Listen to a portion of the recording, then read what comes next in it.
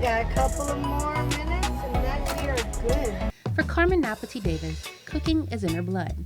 A chef for over 27 years, she's seen her fair share of culinary action. I come from the Hilton Hotel to Las Vegas to back to Guam, working with Three Squares, Mezcla, and the Hyatt Regency.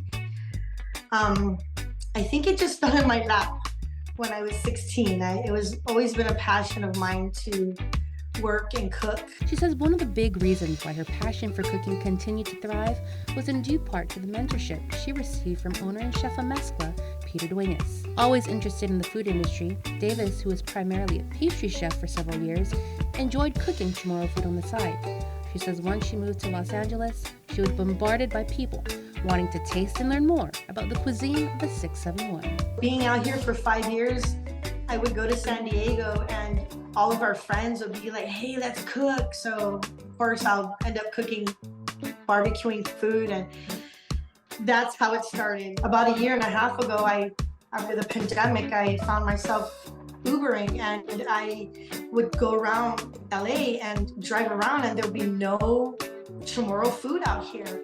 And I would talk to so many people and I told them next year or 2 years from now, I will be opening up my first Guamanian barbecue here in LA. Davis took a deep breath, took a leap of faith, opening up a pop-up called Island Smoke and Grill that you can find in LA. I finally got a grill. I take it everywhere. It's amazing to have. It's a monster to have. It's great to have. It's a smoker and a grill. And I just go and pop up somewhere and start selling, and it's been wonderful. It's been my passion to just do me, and what I do best is island food from Guam, and I just want to share that with LA.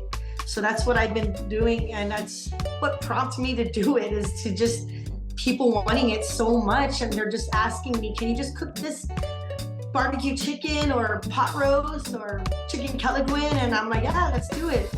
And here I am making a business out of it. As she put in the work, learning through trial and error smoking techniques, she attributes much of the inspiration to a good friend.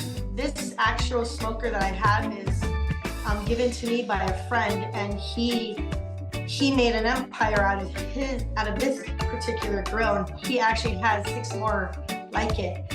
I was given the opportunity to grill with him over the it's called Power Trip here in Indio at Coachella, and it was on another level of service, and man, he taught me everything that I need to know. In her techniques, she has found what works for her and what brings truly the island flavor. Take our island flavors and do it.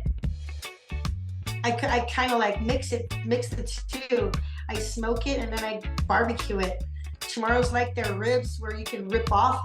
I make them where you can fall off, but it still tastes like the island of Guam. Island Smoke and Grill has been doing great, and she knows that with hard work and speaking it into existence, good things will happen. I don't have all the means to do it, but I do have a great attitude and I have a willpower. And my willpower was always to tell everybody what my dreams were.